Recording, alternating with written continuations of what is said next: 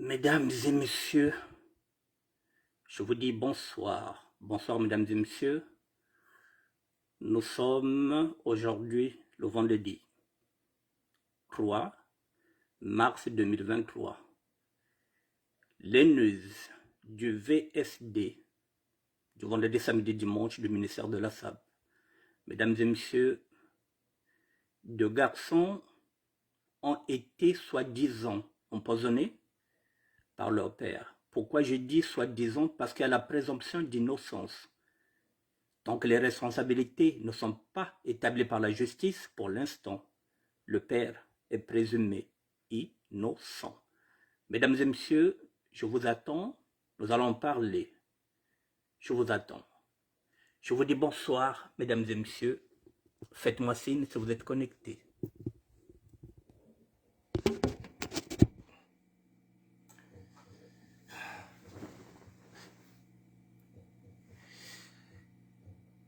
Faites-moi signe si vous êtes connectés, mesdames et messieurs. Faites-moi signe.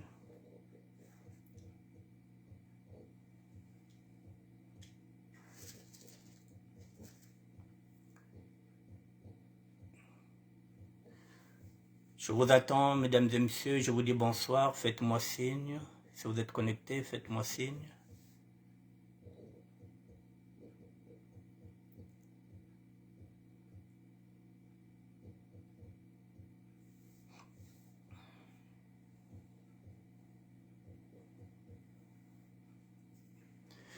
Bonsoir, bonsoir. Ben voilà, il y a déjà une tête que je vois. D'accord, donc vous êtes connectés. Je vous attends 2 petites minutes, mesdames et messieurs. Nous allons parler de cette affaire, dit-on, d'empoisonnement d'un père qui a empoisonné ses deux enfants. Qu'est-ce qu'on en sait? Qu'est-ce qu'on en déduit? Je vous attends, mesdames et messieurs. Nous allons traiter ce sujet-là.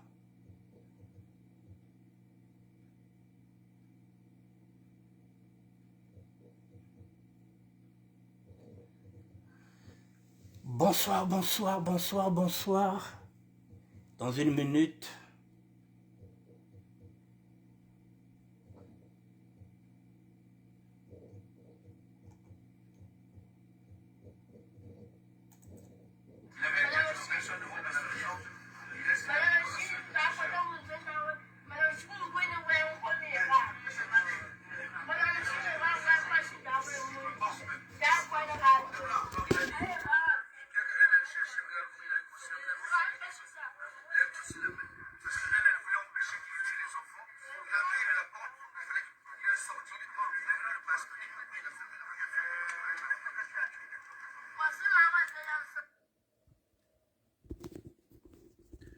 je vous dis bonsoir, mesdames et messieurs.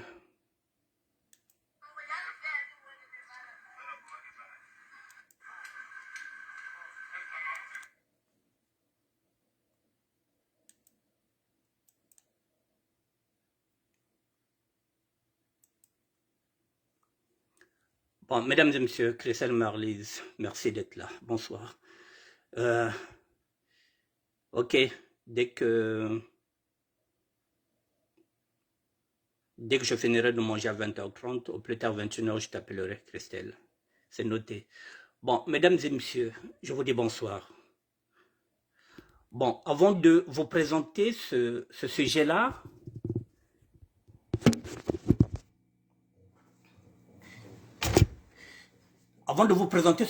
mesdames et messieurs, ok, Christelle, c'est bon. C'est bon.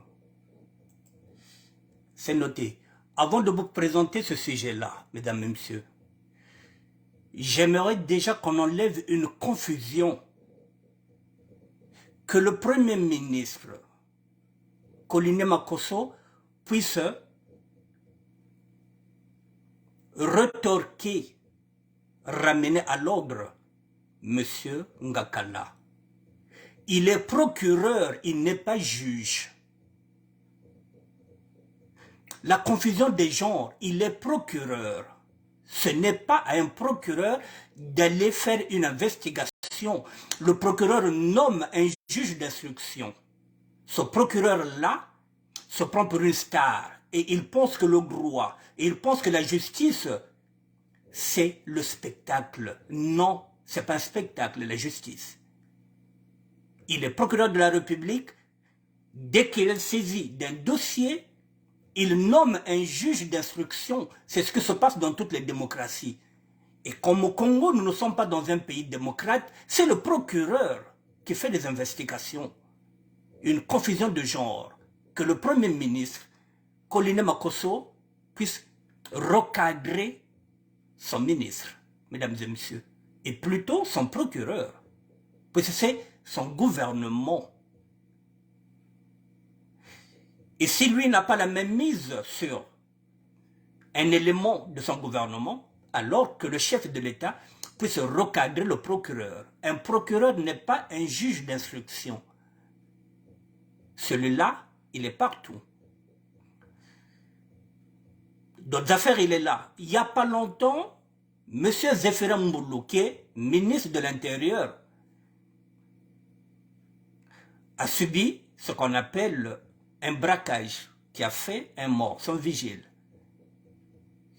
Je pense que ce sont les délinquants qui n'avaient pas de carte d'identité qui sont partis lui rendre visite. Et ça a mal tourné. Il y a eu un vigile qui est mort. Pourquoi le procureur Ngakala n'ouvre pas une enquête par rapport à ça pour rechercher ces délinquants-là qui n'ont pas de carte d'identité, qui sont partis cambrioler chez Zéphira Mboulou, qui est quand même le ministre de l'Intérieur? Pourquoi là-bas il ne va pas, ce procureur? Non. Ce qui l'intéresse, c'est le spectacle. Mesdames et messieurs, oui, dit-on. Je dis, dit-on qu'il y a un père qui a empoisonné ses enfants. Pourquoi j'utilise dit-on?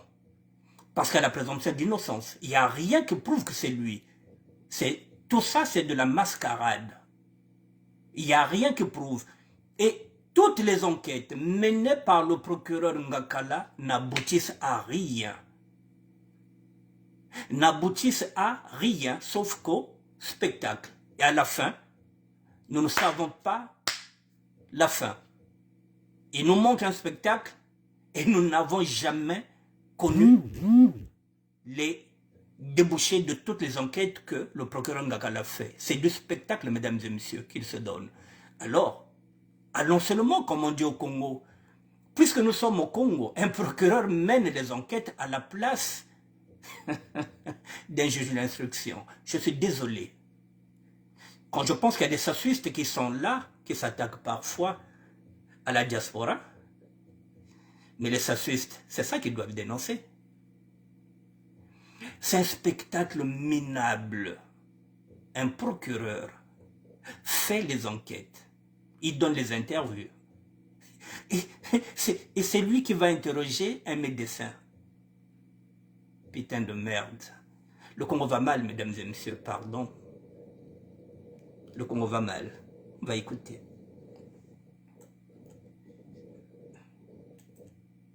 Procureur. Yacheka juge. Oh. On voit ça qu'au Congo, Brazzaville, mesdames et messieurs, un procureur qui fait bonsoir, Félix Mundele. C'est du n'importe quoi. Un procureur désigne un juge. Et le juge, lorsqu'il finit d'instruire un dossier, il le remet au procureur. Et c'est le procureur qui va décider. Soit cette affaire se termine là, soit il ramène cette affaire au tribunal.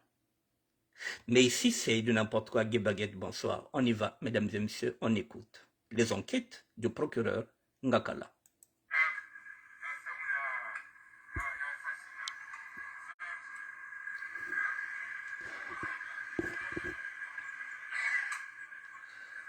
C'est du cinéma, mesdames et messieurs, c'est du cinéma. C'est pas comme ça qu'on mène les enquêtes. Et puis, c'est pas un procureur qui mène les enquêtes, c'est un juge d'instruction. Avec la police.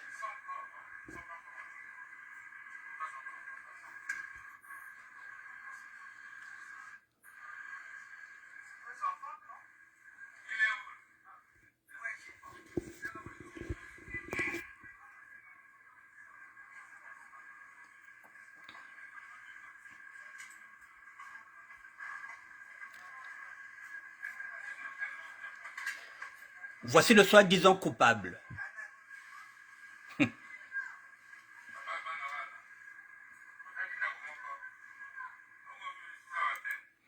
Mesdames et messieurs, et on lui a mis un parasoleil parce il fait chaud. C'est vraiment du n'importe quoi. On lui met du parasoleil, monsieur Ngakala, parce qu'il a trop chaud, ce procureur.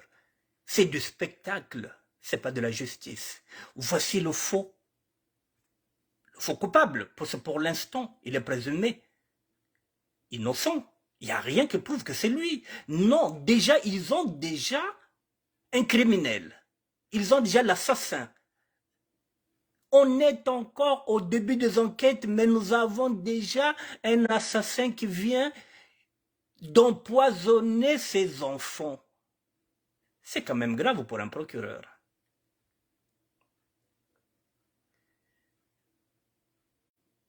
C'est parce que nous n'avons pas de laboratoire, mesdames et messieurs, où on peut regarder le test ADN pour voir si réellement c'est ce garçon-là qui a tué ses enfants. Il n'y a pas de test d'ADN. Il est là déjà, il est déjà condamné, il est déjà suspect, il est déjà le meurtrier. Allons seulement, oui.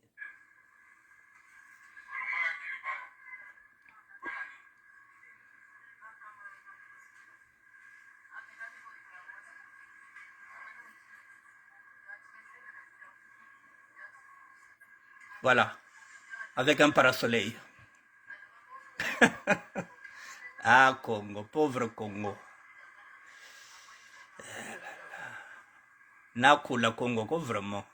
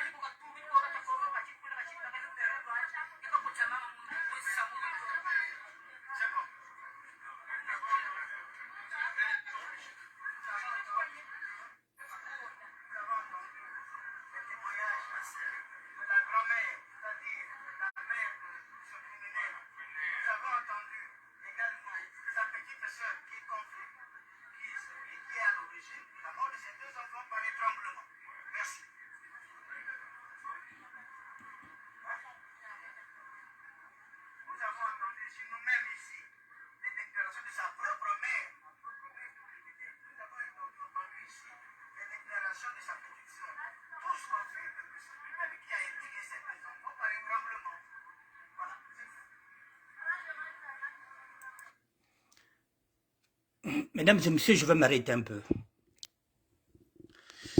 On va y aller doucement, doucement, s'il vous plaît. Nous sommes en face, dit-on, d'un empoisonnement, dit-on. Et nous avons un procureur qui dit, vous avez entendu la maman, que les enfants sont morts par étranglement.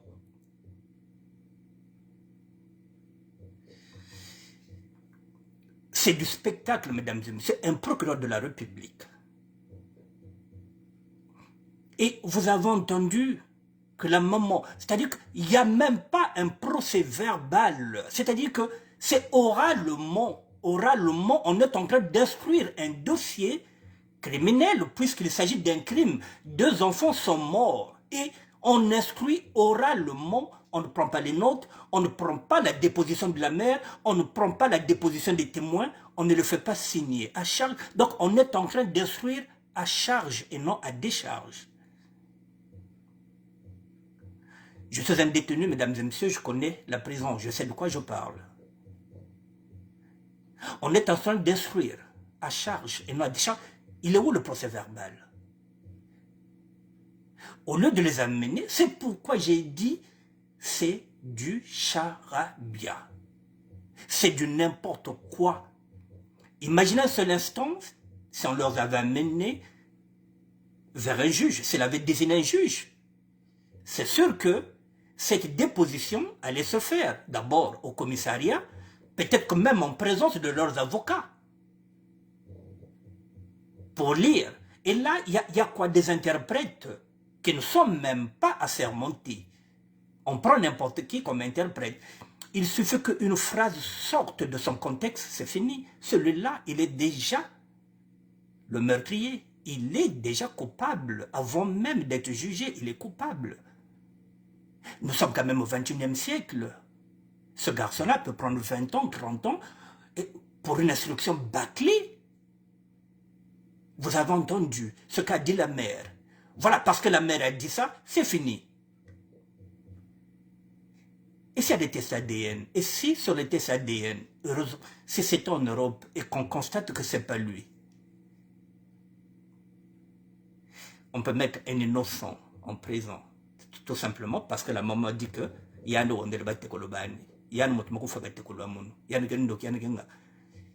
mesdames et messieurs, le Congo va mal. En tout et pour tout, le Congo va mal.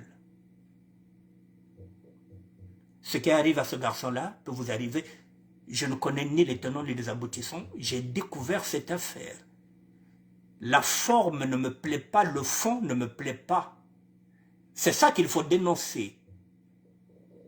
Un procureur de la République n'instruit jamais un dossier en spectacle. C'est pas possible. Ce garçon-là risque de prendre 20 ans, 25 ans. Peut-être qu'il n'est pas celui qu'on croit. On avance.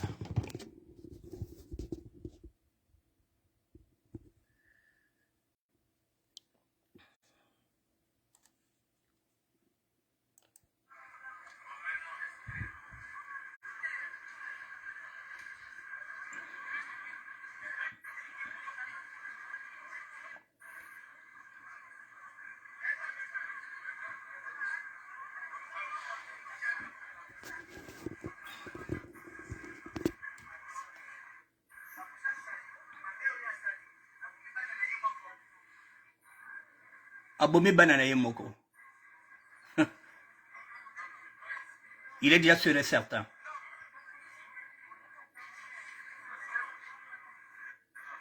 La conclusion est faite.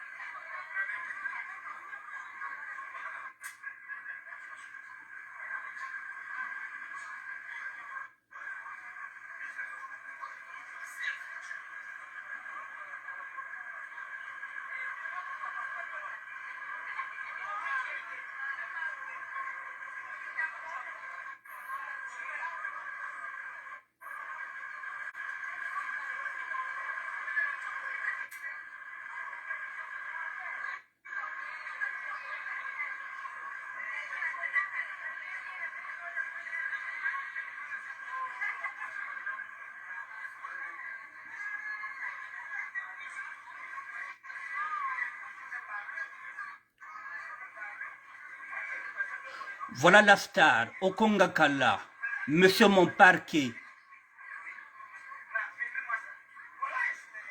un procureur star. Voilà, voilà, il voulait étrangler.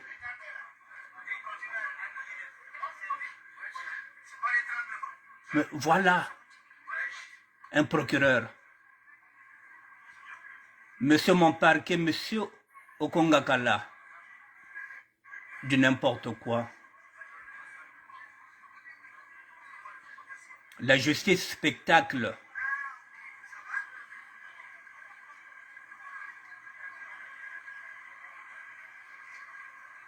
On appelle les caméras.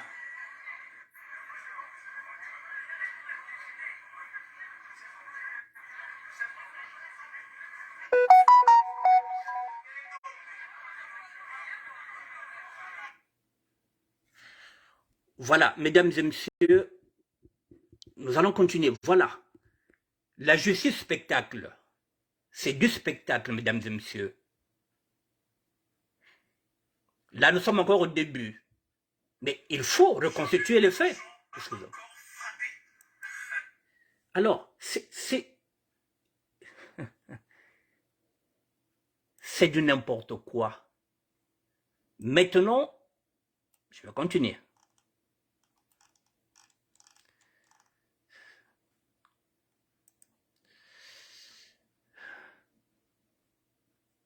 Ne quittez pas, mesdames et messieurs, excusez-moi.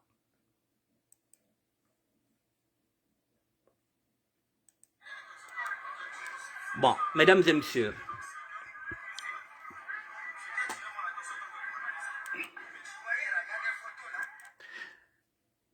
nous allons continuer dans le cinéma.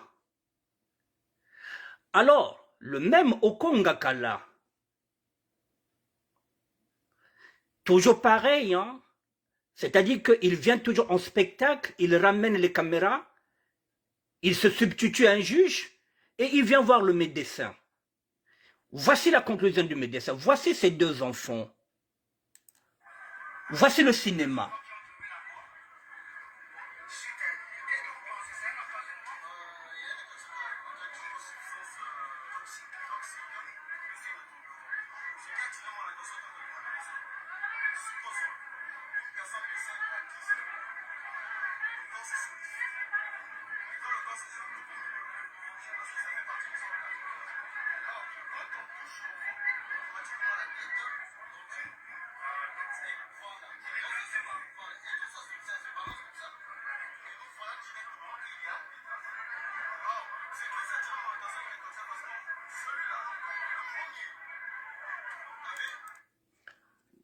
Mesdames, s'il vous plaît, nous avons là deux corps. Si on veut établir les responsabilités, dans ce cas, il faut prendre les tests d'ADN. Sur ces enfants-là, et sur ces vêtements, on peut faire des prélèvements pour voir si réellement on trouvera les empreintes, l'ADN de ce garçon-là, de ce père qu'on est en train de dire qu'il a tué ses enfants. Il suffit de faire des prélèvements d'ADN. Ça peut le sauver comme ça peut le condamner. Là, nous sommes dans la théorie du médecin. C'est pareil, là c'est du charabia, c'est du n'importe quoi, c'est pas une conférence de presse, on est en train d'instruire. Une affaire criminelle qui touche deux enfants. Et pourtant, là, on peut prélever des tests ADN sur les vêtements de ces garçons-là et prendre les empreintes du père pour voir si réellement il se peut qu'il n'était pas seul. Il y a beaucoup à faire ici, il y a beaucoup de matière à faire ici. Peut-être qu'ils étaient deux, peut-être qu'ils étaient trois. Donc il faut faire le prélèvement d'ADN. Ça, non, on ne veut pas, on a déjà un coupable. Et le médecin est là, et c'est un médecin... oh là là.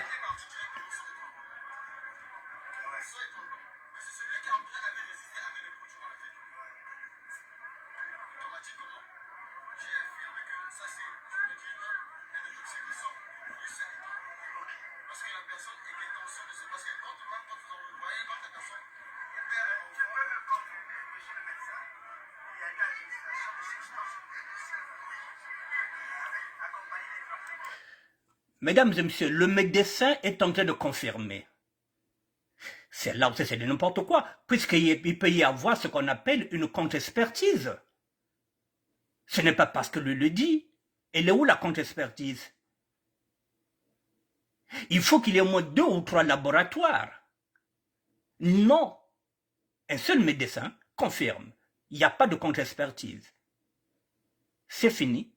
Le garçon-là est déjà condamné. Lorsqu'on n'est pas dans un état de droit, effectivement, le droit est bafoué.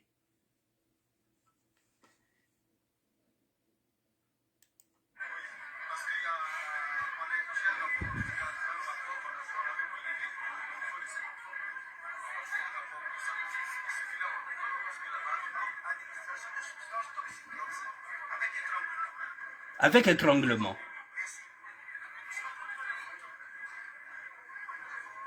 Je te dirai après le miracle de Jésus. Je t'expliquerai. Je finis le direct, je t'expliquerai. Je reprends, mesdames et messieurs, pour une dernière fois.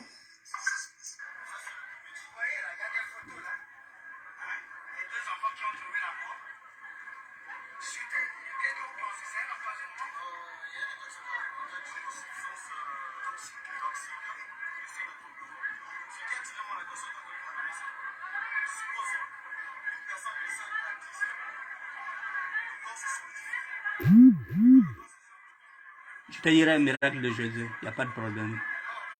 Ngebo, comme tu le dis toi-même.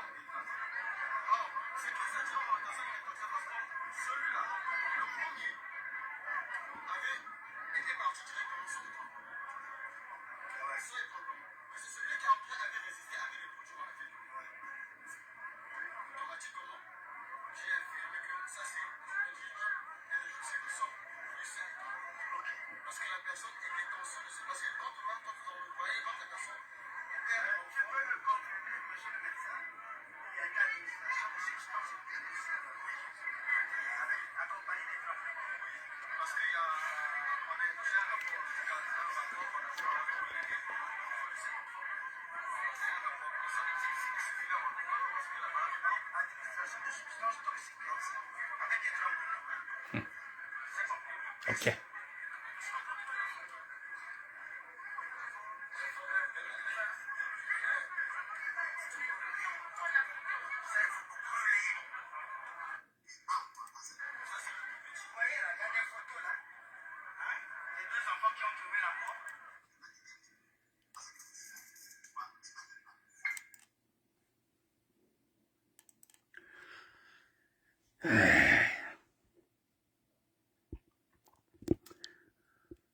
Bon, mesdames et messieurs, vous avez compris. Je vous mettrai la vidéo. Dès que je vais finir, je vous mettrai la vidéo du médecin qui est en train de dire qu'il est en train de confirmer qu'il y avait quoi dedans à l'intérieur, comme lui-même il dit, qu'il y avait des substances toxiques. Dit-on, avec étranglement, ce sont les causes qui font que ces 2 garçons-là soient morts. Bon, mesdames et messieurs, je n'en disconviens pas. Il y a 2 enfants qui sont morts, peut-être par empoisonnement, peut-être par substance toxique, mais c'est la façon de faire qui n'est pas bonne. Parce que là, comme vous le savez, vous êtes en Europe, vous savez que il faut prendre les vêtements de ces garçons-là, il faut ramener ça dans l'Europe. La police scientifique n'est même pas là. Ici, lorsqu'il y a un crime comme ça, puis c'est un crime, oui, c'est la police scientifique qui est là. C'est pas la police ordinaire, c'est la police scientifique qui vient chercher les moyens de prélèvement pour voir s'ils peuvent y avoir un morceau de tissu, s'ils peuvent avoir peut-être des cheveux. Il n'y a rien. Tout se passe en spectacle.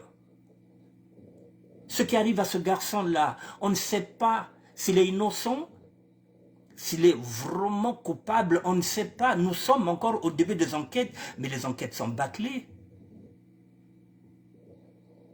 Les enquêtes sont bâclées, mesdames et messieurs. Quelle est cette justice-là? Comment on peut faire confiance dans cette justice congolaise? Comment on peut faire confiance, mesdames et messieurs? C'est difficile.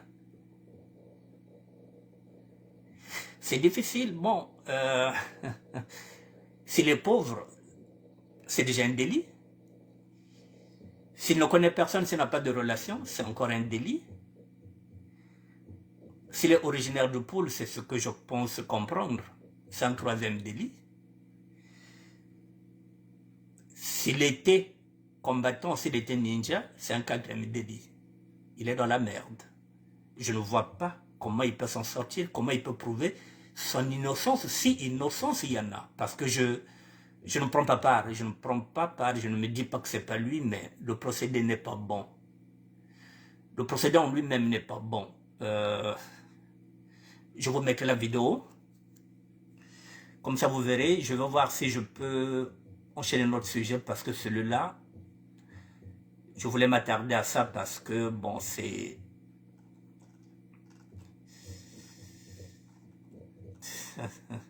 Le Congo va mal, mesdames et messieurs. Le Congo va très mal. Je vais changer de sujet.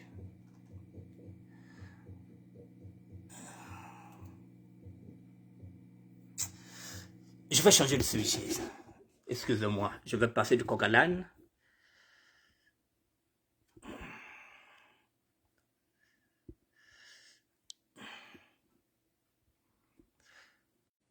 Je vais prendre cette vidéo.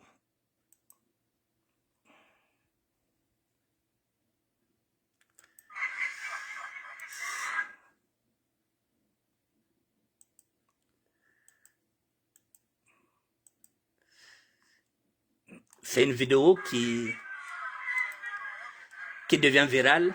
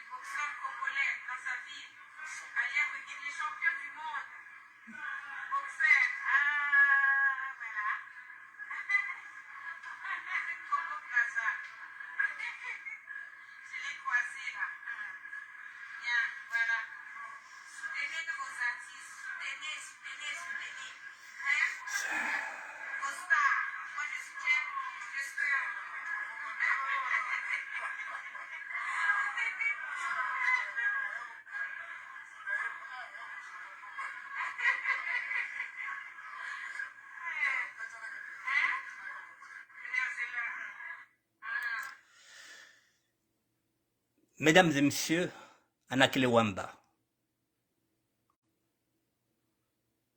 je pars de rien, comme j'ai l'habitude de dire. Ce sont des vidéos qu'on se partage. Ce sont des vidéos qu'on se partage et qu'on regarde. Je me mets dans la peau de Bruno Wamba.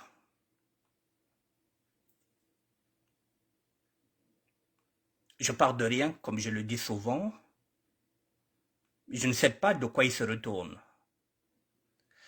Pour l'instant, je ne sais pas grand-chose. On nous dit d'aimer et d'aider nos stars, et dont nous vivons, et nous vivons. Je ne sais rien. Mais la seule certitude, c'est que je pense que je suis plus âgé que Anakile Wamba. Il est fils de pasteur. C'est un homme très jovial. C'est un homme, c'est un croyant. Un vrai croyant. Je me rappelle même qu'à chaque fois, lorsqu'il montait sur un ring, il priait d'abord. Même après un combat, il remerciait Dieu. Le dernier combat que je l'ai vu livrer en tant que champion d'Europe, je pense, avec Hakim Tafer, c'était un combat entre deux Français. Un grand combat. Il était un grand combattant. Et puis, plus rien. J'aurais pu comprendre qu'il avait envie peut-être de faire quelque chose au Congo. Je ne sais pas si c'était un orphelinat ou bien s'il voulait monter une structure de boxe pour enseigner la boxe au Congo-Brazzaville. Et comme vous savez comment ça se passe au niveau du Congo, je ne sais pas s'il avait eu la possibilité de monter ce complexe sportif qu'il voulait. Et là, depuis le temps, on n'entend plus parler de lui. Et là, depuis 2 ou 3 jours, voici Anakile Wamba.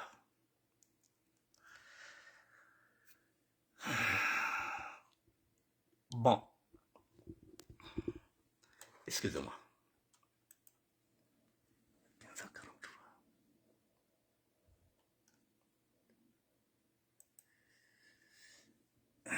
J'ai 17 minutes. Bon, mesdames et messieurs.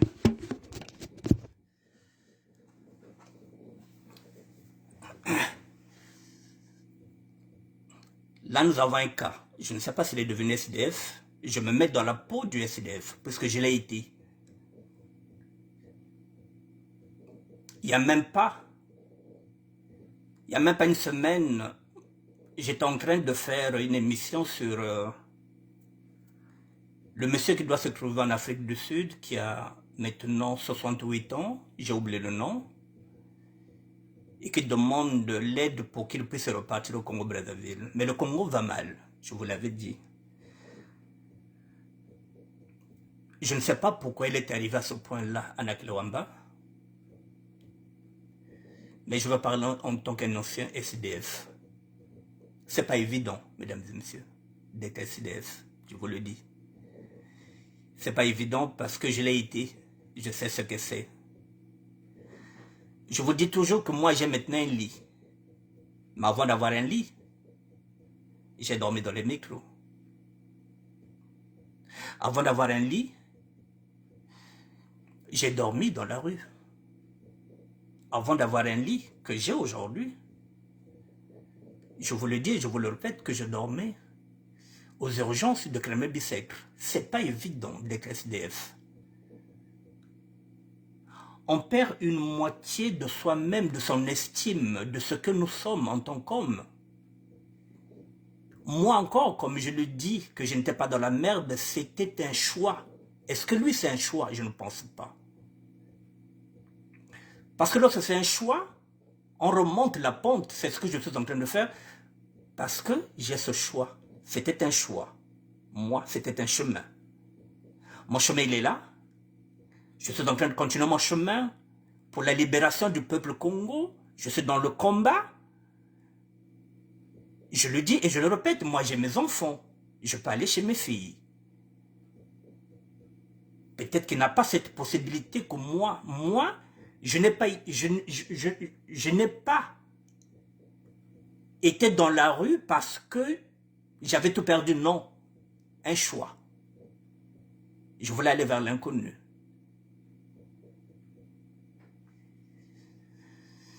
Alors, ça nous interpelle, c'est ce que j'ai dit. Le temps passe vite. Je suis venu ici en 82, j'avais 24 ans. 40 ans plus tard, j'ai 64 ans, mesdames et messieurs. Le temps passe vite. J'ai pas cotisé, j'ai pas travaillé. Lui encore, il était boxeur professionnel.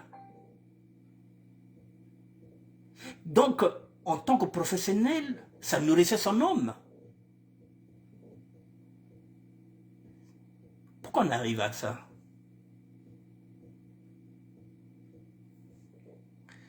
Est-ce que ça peut être de la malgérance sans pourtant juger? Parce qu'on ne peut pas juger, on ne sait pas.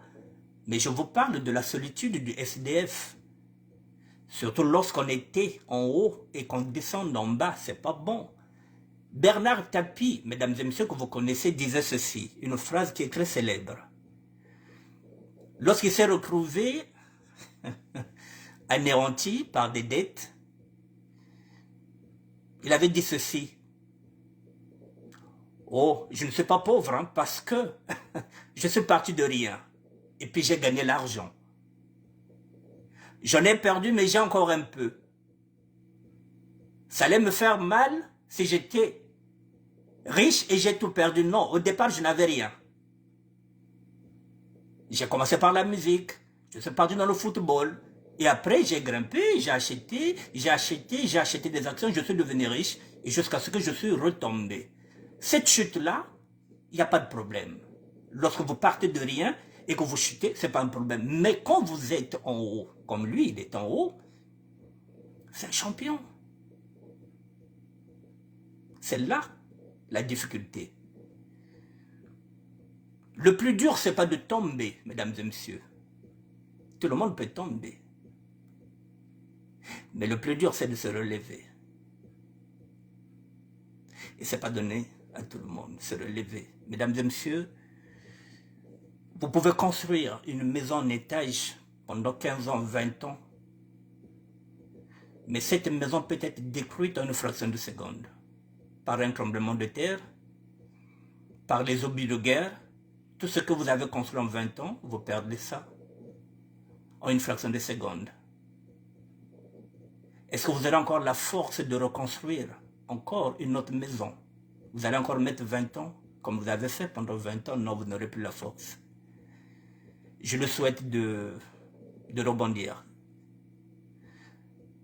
Je le souhaite de rebondir, et puis on regarde l'actualité, on reste aux aguets, on verra ce que ça va donner. Mais je vous dis que c'est un fils de pasteur, c'est une bonne personne. Voilà, je voulais profiter de dire ça parce que ça fait partie de l'actualité. Voilà, ça m'attriste. Raison pour laquelle, mesdames et messieurs, je m'adresse souvent aux sapeurs. Lorsque je suis venu vous présenter une vidéo, face à la réalité, je suis venu à nu, je continue d'être à nu. Pour vous montrer, ça c'est ce qu'on appelle le revers de la médaille. Si on ne fait pas attention, je l'ai dit et je le répète, que les futurs clochards, ce sont nous, les Parisiens. Parce que nous mettons trop d'argent dans les vêtements. Comme ça va t'attirer. On voulait nous pour ça, Zena. Attention à la retraite. Moi, je n'ai pas cotisé, mesdames et messieurs. Je n'ai pas cotisé. Mais je suis en train de me battre. Comment faire pour avoir une petite pension de retraite, bien sûr. Je suis en train de réfléchir à abonner ça. Moi, pension même fait 500 €. Je n'ai pas cotisé. Donc, faites attention. Ceux qui sont dans la quarantaine, dans la cinquantaine, faites attention, le terrain est très glissant. On n'est pas à l'abri d'un faux pas. On n'est pas à l'abri d'une overdose. On n'est pas à l'abri d'un AVC. On n'est pas à l'abri de quoi que ce soit, d'une maladie, d'un accident. Et on perd tout en une fraction de seconde. Faites attention, mesdames et messieurs. Mais comme ça va être tiré au Dieu, hein? Rondo, hein? On passe à côté de l'essentiel, hein? Et chaque week-end, bien que tu as son tu as fête. Chaque week-end. Et là, on est en train de se préparer, là. On va aller acheter de nouvelles tenues parce qu'il y a une dot qui est là. Il y a une dot qui arrive. La dot du siècle. Donc, il faut tenir à mon nom. Boutela Guazebi, Nevozanda.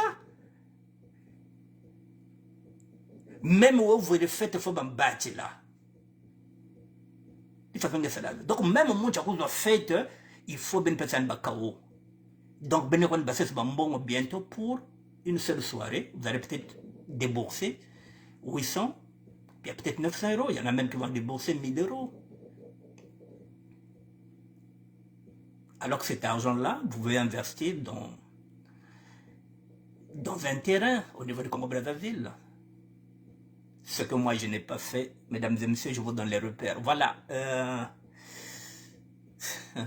On regarde encore une dernière fois la vidéo de Anakile Wamba. Ceux qui ne connaissent pas Anakile Wamba, il est fils de pasteur, son père est pasteur. Lui-même, Il est pratiquement un pasteur, mesdames et messieurs. Pratiquement un pasteur. Il est dans une famille pastorale. C'est un homme généreux. Je ne peux pas juger un SDF puisque j'étais SDF. Mais je vous parle de la solitude d'un SDF. C'est pas évident, mesdames et messieurs. C'est pas évident d'être dans ce... Voilà, de vivre dans la peau d'un SDF, c'est pas évident. Je vous le remets et puis je termine par là.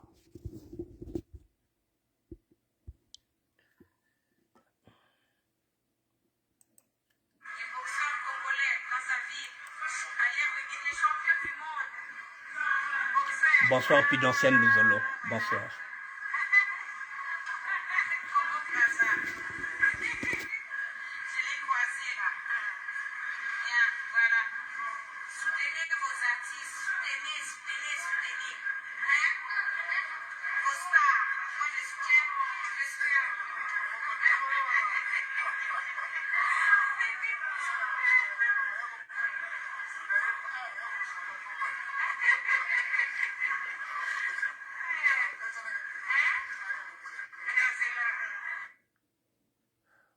Vous voyez, mesdames et messieurs, il reste un garçon très plaisant.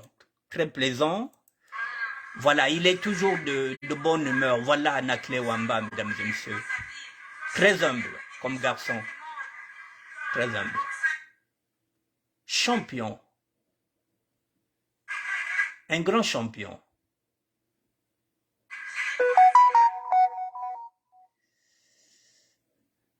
Je ne sais pas.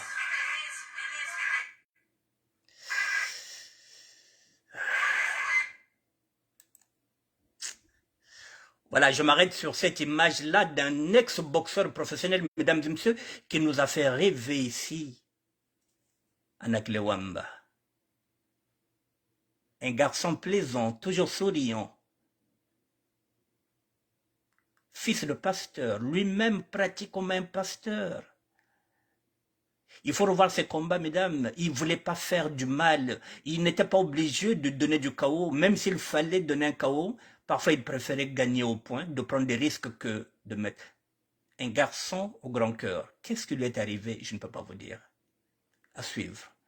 Ce qui lui est arrivé, mesdames et messieurs, un professionnel de boxe qui gagnait bien sa vie, qui avait une femme blanche, qui se retrouve là. Il faut vous poser les bonnes questions. Qu'est-ce qui n'a pas marché? Ça n'arrive pas qu'aux autres. Je vous dis bonsoir. Merci, Pidoncène Luzolo. Merci, ma soeur. Merci à tout le monde. Je vous dis bonsoir, mesdames et messieurs. Je reviendrai demain. Demain,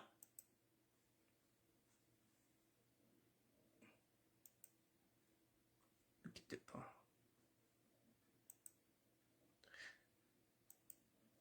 Mesdames et messieurs, je reviendrai demain.